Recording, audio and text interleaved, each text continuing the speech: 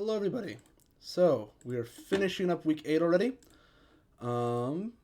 Today we are continuing our trichord operations and our chord constructions in a whole bunch of dictation. Okay, so we're going to start off with 2 trichord dictations. We'll kind of talk through again how to go about dictating these and kind of the process of them. We'll do a quick melodic dictation in the middle, and then we'll end with the modus novus chord construction. Okay, so here we go. Remember that our trichord operations at this point are octave displacement, transposition, retrograde, and inversion. So this is how we're going to do this going forward. Now, there is no way to make this an easy process. So dictating trichords going forward this is how we're going to go for the time being and just see how this works. Okay, I will play the prime form as a chord, right?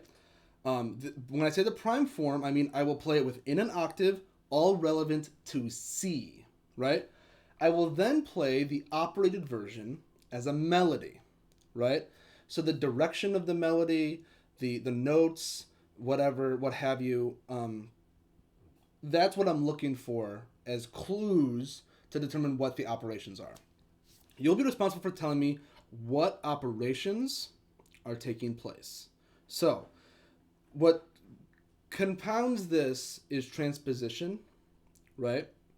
So I'm going to play the prime form, but you may have a transposed trichord. Now, what I want you to focus on is if you're hearing a retrograde, for instance, barring octave displacement, if you hear a retrograde, the order is just the same notes of the set in their intervals, okay, but reversed. So for instance, if we have, say, an 024, that's a bad example. Say we have an 013, for instance, an 013, right? A retrograde is just going to be, no matter what the transposition, is going to, for us, sound a descending major second down, minor second down, right? This is different than an inversion, because remember, an inversion flips the intervals themselves.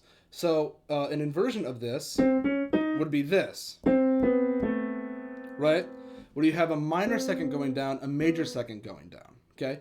It's a very subtle difference depending on the set, but that's the basic difference between retrograde and inversion for our purposes. So the transposition is just, are you hearing this as being in the prime form, or are you hearing this as being somewhere else? I'm not necessarily looking for you to tell me how far it's been transposed, but is it being transposed? Just as an exercise, okay? So let's go ahead and take a look at these. I've got 2 of them here. So the first one, I'm going to play each of these twice. I'm going to play the prime form and then the melody, and then we'll pause, and I'll do the prime form and the melody again. So here we go. Your first one is this. Here's the prime form.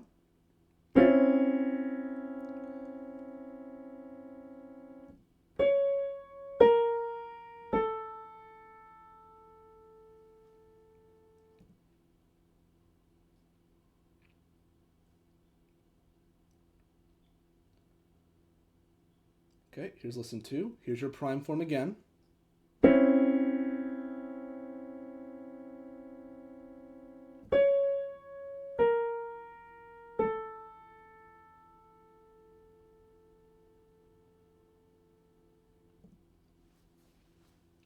Okay, so again, I'm not going to pretend that this is an easy process, but for the sake of argument, what are things that we hear? So in this set, we definitely have a minor second there. We've got that distinctive crunch, okay?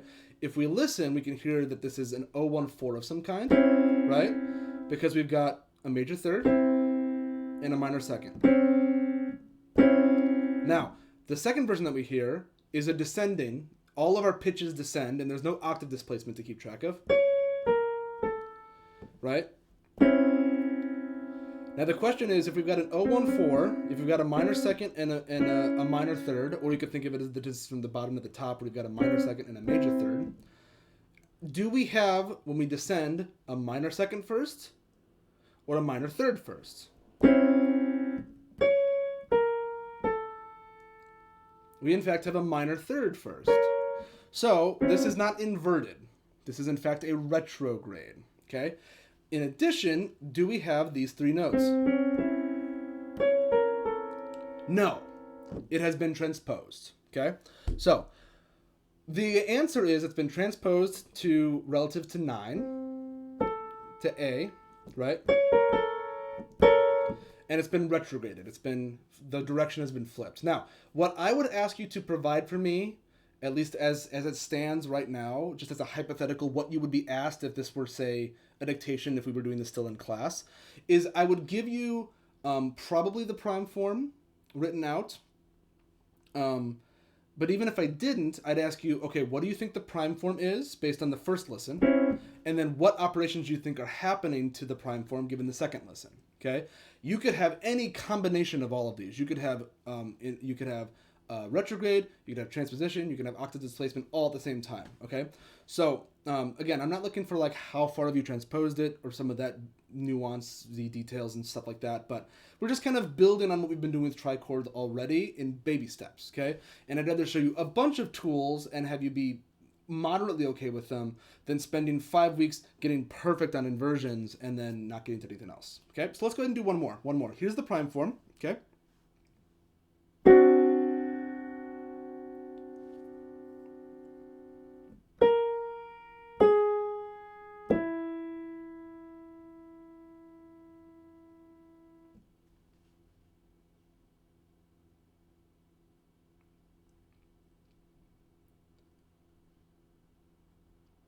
Okay, here's the prime form again.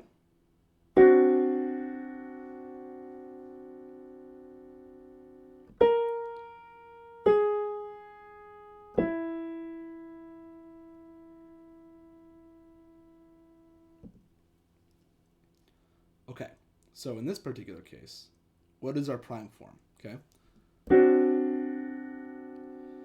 we've got not O1, it's an O2 of some kind, right? Because we've got a major second there. What is this up here?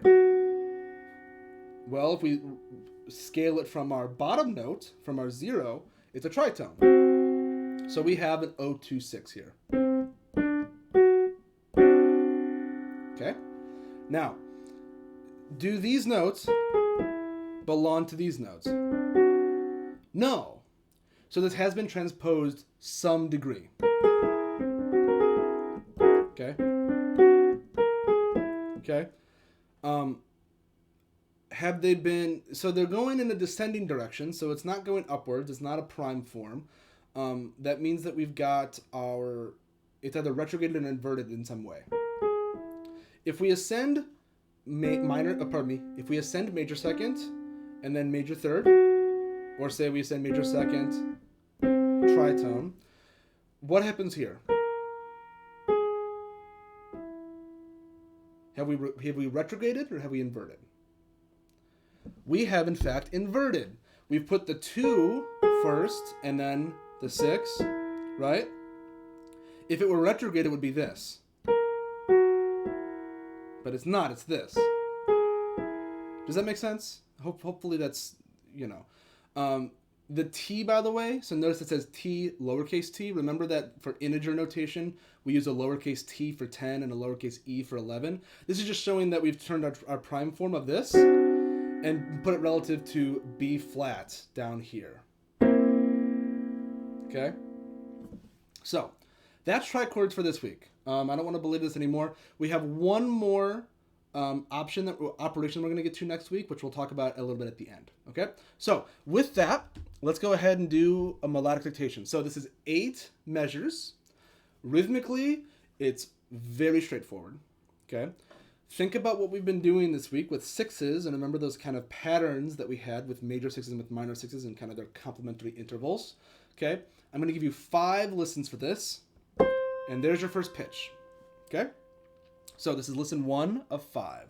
1, 2, 3, 4.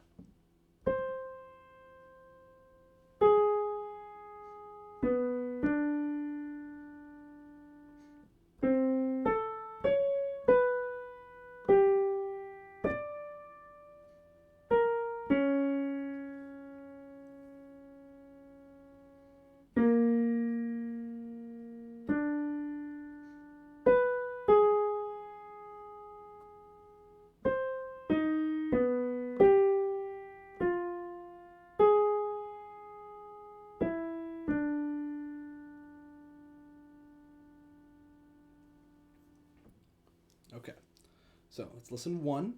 Okay, go ahead and take 30 seconds, then we'll do listen 2.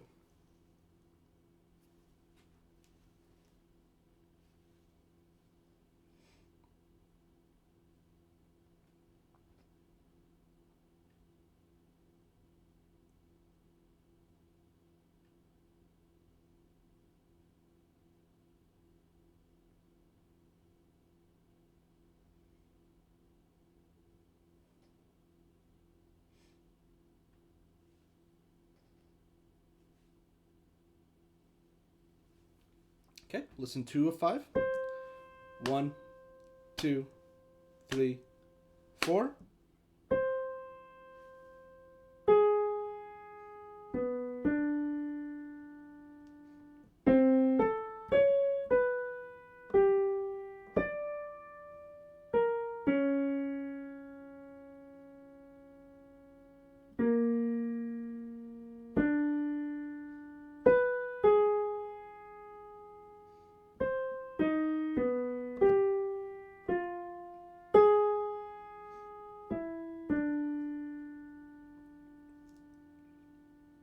Okay, take 30 more seconds.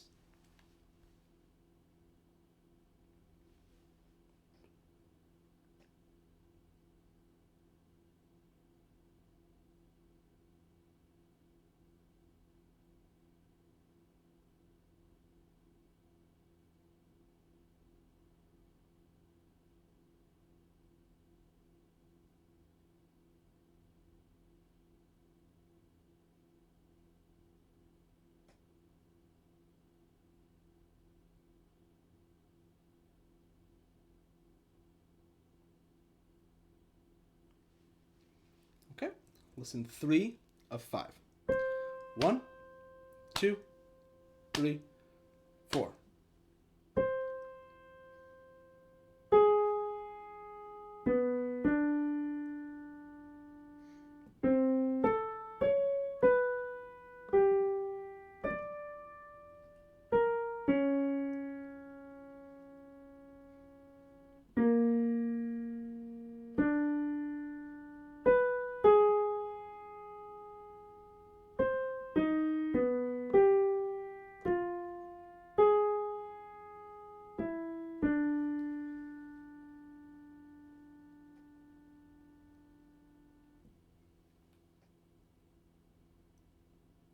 Okay, 30 seconds. Then we'll do listen 4.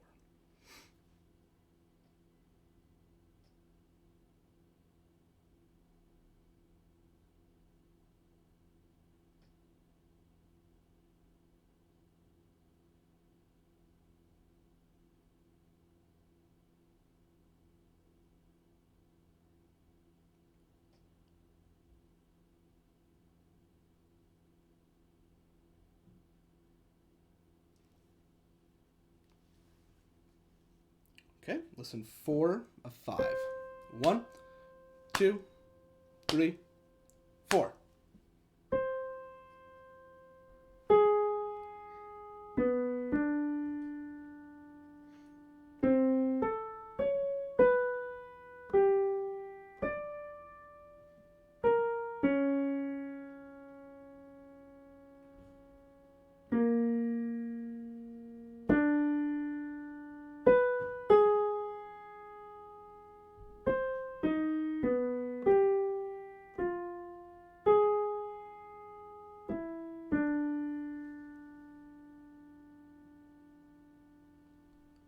Okay, take 30 seconds, then we'll do our final listen.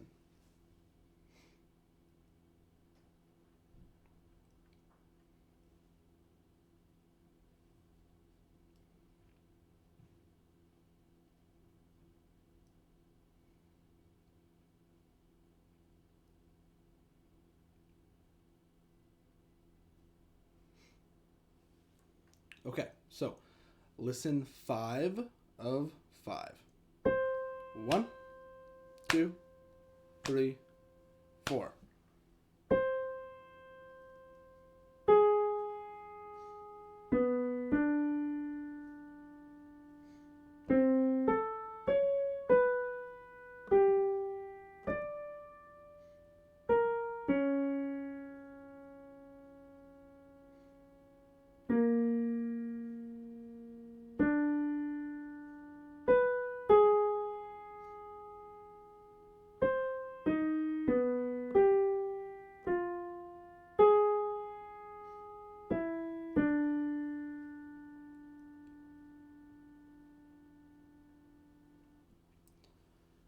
about 20 seconds to finish up your thoughts.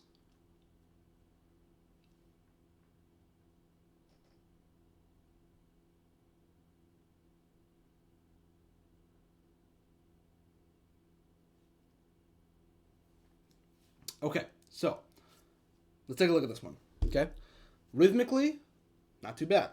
Okay, not too shabby. Motivically, we've got several things happening here. So notice we've got major sixth here. We've got a minor third here. We've got our kind of major third, major sixth, this kind of descending shape that we had on Wednesday. Here we've got ascending major sixth, ascending major third. Okay, same kind of deal. Here we've just got kind of a deceptively kind of major sounding triad. Okay, but then we go from D. We have major third, major sixth again, right? And then we go down to the B flat in measure 5. Same thing, major third, major sixth. Okay, so far most of our intervals have been major thirds and major sixths in that configuration. Then we go down to a G sharp. Okay, a bit of a reset. Okay, because then we go up a major third, but then from there we go down to major sixth, down to major third. Right? There's that shape again. Okay, then we go up another major third, or probably up another major sixth. But instead of doing a major third on top, we go down. And the last two measures are all just generally kind of stepwise and a little bit of a skip here and there. So the biggest hurdle with this one, I think, is length, more so than anything. Rhythmically, it's pretty straightforward. Intervallically, it's relatively limited in what it uses. It's primarily major and minor thirds, or pardon me, major thirds and major sixes. But in any case, yeah, this is the kind of length and detail that you can expect as a potential for things like your final, for instance. Okay, so let's go ahead and end by doing a chord construction. Okay, so 7 chords. I'm going to give you 4 listens. Now remember how these work. They unfold and increase in cardinality. Sometimes they decrease, sometimes they don't. What you want to listen for is kind of voice leading within, okay? And you want to kind of note when pitches changes, because rarely will they all change at once. Usually 1 or 2 pitches in these will change at a time, okay? So here we go. Your first pitch is here, okay? 1, 2, ready, go.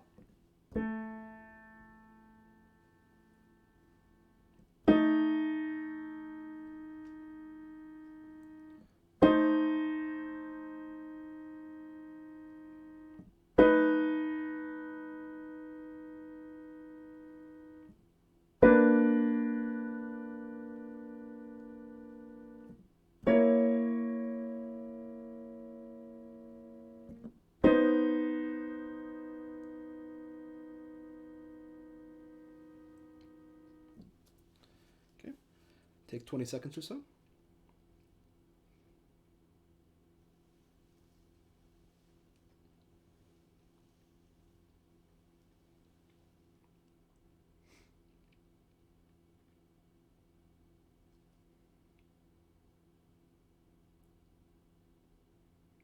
Okay, listen 2 of 4. 1, 2, 3, 4.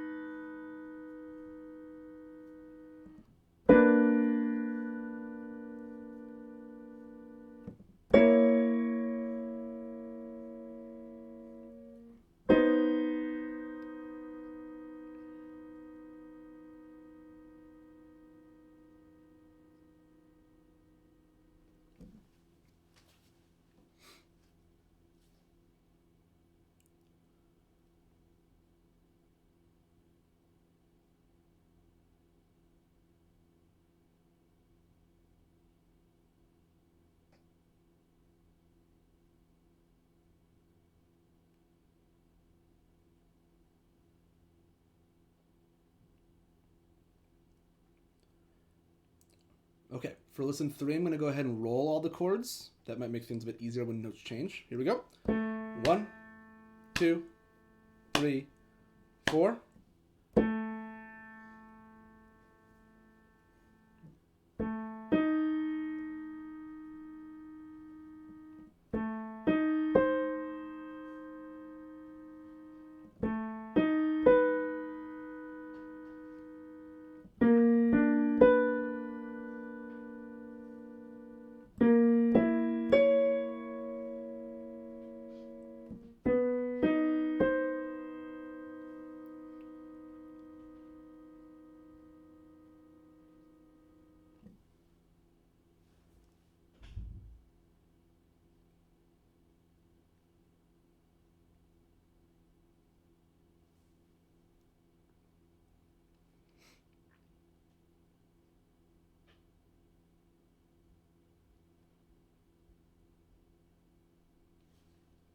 Okay, let's do our fourth and final listen. Here we go.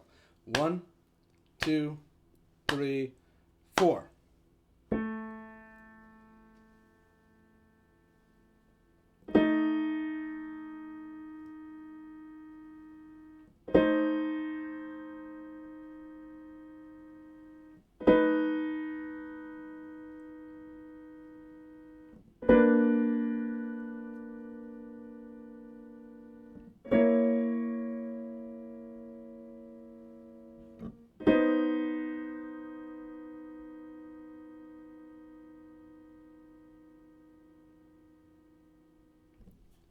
Okay, go ahead and spend about 10 seconds wrapping up.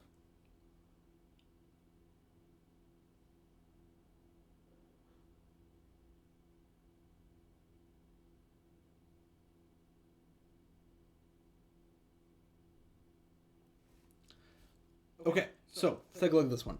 Okay, starts off tritone, and then a major sixth, right? So the first 3 chords pretty straightforward.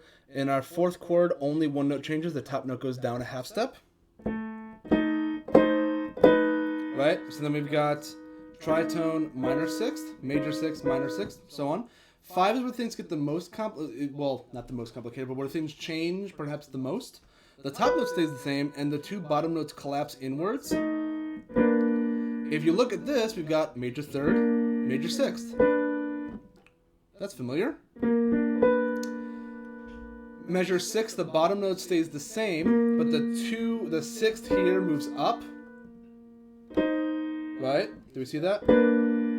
And then in the final measure, or pardon me, I'm getting ahead of myself. Here we go. It does this. Moves up a whole step, right? And then in the final measure that goes down. So the last 3 chords, while the most notes are moving in the progression, we have this sixth that moves uniformly up a whole step and down a half step, with the bottom note staying mostly the same until the end.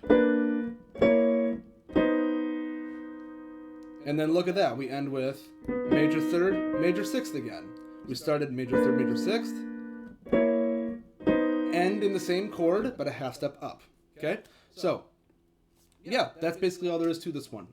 Hopefully these are going pretty well for you. Yeah, again, just thinking of them kind of as unfolding and kind of gradually getting more complicated and kind of navigating each note is kind of its own journey, so to speak, is a way to kind of appraise this instead of just thinking of chord, because it's too much to keep track of. So hearing pitches within a chord kind of moving on their own is, I think, the way to go. Okay, so let's talk about what we're doing next week. Okay, we are adding the minor 7th and the major 7th. We are almost done with Modus Novus already. Okay, we're getting through this incredibly difficult book in half the time that we would probably need, because we're doing things quickly for a survey rather than kind of I don't want to kill you with the complexity here right at the end. So we've done excellent work so far. I'm looking very much forward to finishing up Modus Novus strong with the minor 7th and the major 7th. Okay. We're going to introduce our final trichord operation, the retrograde inversion. It's exactly what it sounds like. It's a trichord that's been retrograded and inverted. There you go. We're also going to do a brief introduction to 12-tone music. We'll use our trichord knowledge and what's called combinatoriality, which is basically just combining certain trichords that, when transposed in a certain way, can give us all 12 pitches. So that's useful and that's fun. A brief introduction. We might sing a little of that, but it's more just going to be kind of a conceptual overview of, like, here's a way to approach 12-tone music. And look at kind of how trichords and operations get us into matrix construction. We'll get to all that next week, so don't worry. That's just a little, taste of what's to come. Your homework is posted right now to GotchaSpace. It is due Monday, May 25th at 10 a.m. If you have any questions or need any help, as always, please reach out to me. I'm happy to assist in any way that I can. Next week's basically our last week. We're getting all of our material taken care of by Monday and Wednesday. Friday will be a dictation day, kind of like today, and then week 10 is the final. So we're trucking along here. So nice work, everybody. I hope you're all staying safe and sane, and I will see all of you next time.